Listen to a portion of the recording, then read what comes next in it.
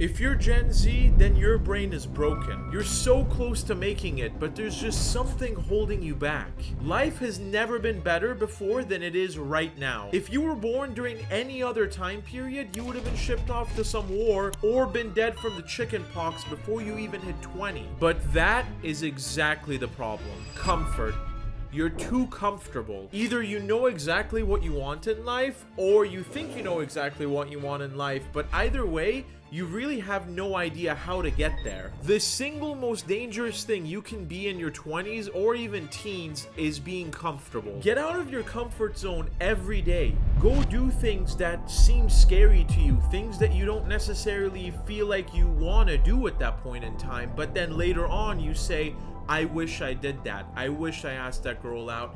I wish I looked that person in the eye. I wish I did this small thing differently. You don't want to accumulate these wishes as you get older. These wishes turn into regrets. These regrets build up.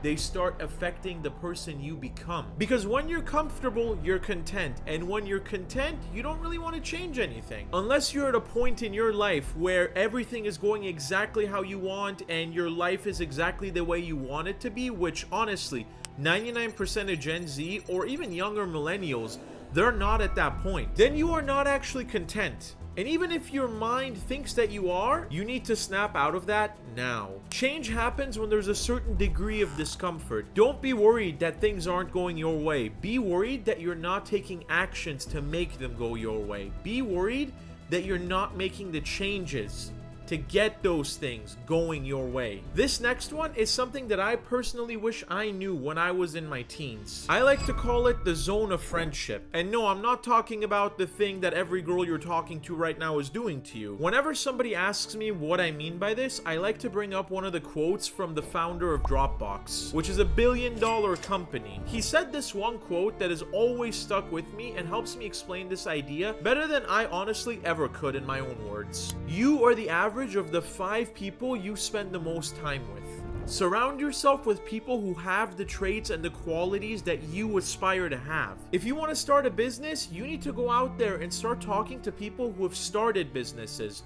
Go become friends with other entrepreneurs. You will learn more from their successes and failures than you ever could from any books. And I'm not saying don't read books. They're an incredibly invaluable resource.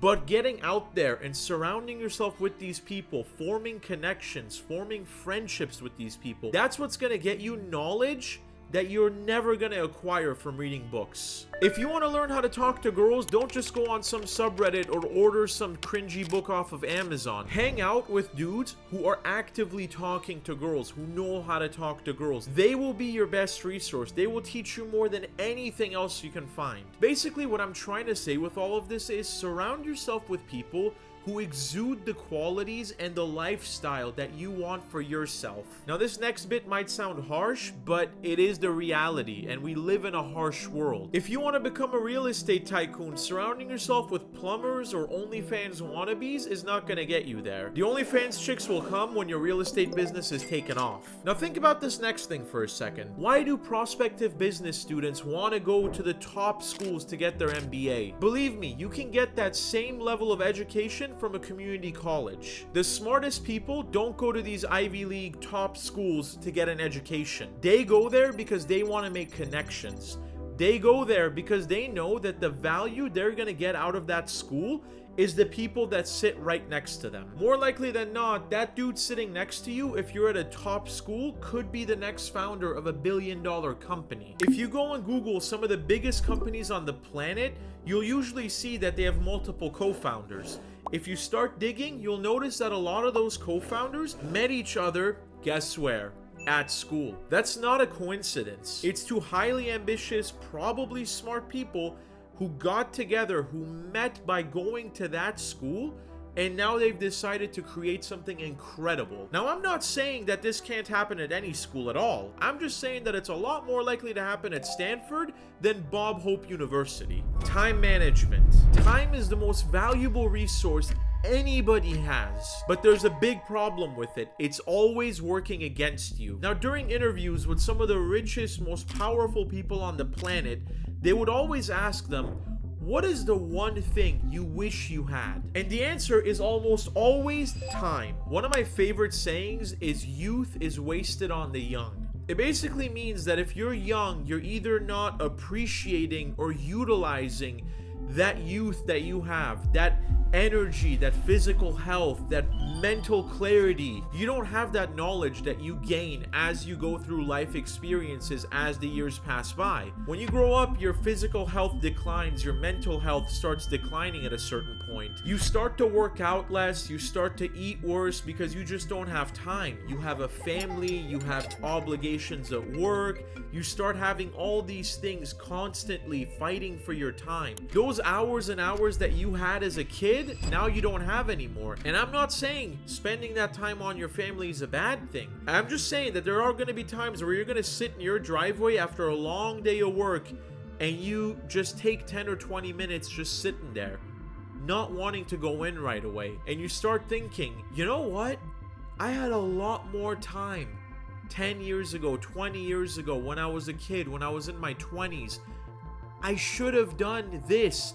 I should have done this. I should have done that. Because you're not going to have time to do that now. You need to avoid getting to that point in life as much as you can right now. When you're young, you're supposed to be experimenting. You're supposed to fail. It's okay to fail. Because when you reach certain ages, people start to depend on you. Whether it's people at work, whether it's people at home, people depend on you. Nobody really depends on you when you're 17. So be really careful who you give your time to and how you spend your time. Spend your time building businesses, creating passive income, learning new skills, and becoming an expert at something other than Dark Souls or Star Trek trivia. Take action today. There's an incredible book out there called Atomic Habits, which is a must read, especially when you're trying to become a millionaire or just clean out the crusty tissues under your bed once a week. This book will change your life. It'll show you and teach you that something so simple like a habit can have ripple effects that'll change your entire life. Habits are some of the most powerful things we as humans can have. They can make your life exponentially better, or they can make it equally worse. The most important thing that you need to understand about habits is that habits compound. That means that if you do just 1% better every day,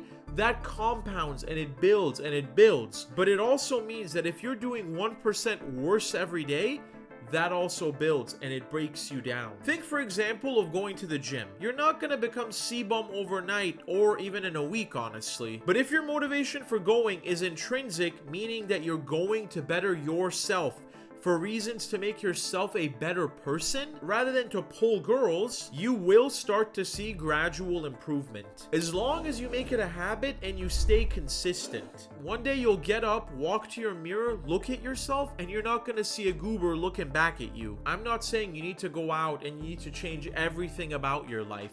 Starting just 1 or 2 good habits will start to slowly transcend to other parts of your life. You can go from waking up at 10, 11, or 12 to waking up like a TikToker cosplaying Navy SEAL. If you are between the ages of 14 to 40 or even under or over that, do the things that I talked about in this video. And if you have to rewind or go to certain parts because I just started rambling, do yourself a favor and do it. Put these things on a sticky note, put them above your bed, put them on your nightstand, somewhere where you see them every day. A lot of this is knowledge most people don't get until they're way later in life. I'm creating this channel to give you guys a head start. And absolutely make sure to like and subscribe if you guys like this video. And let me know in the comments below, what is the one thing you want to change in your life right now?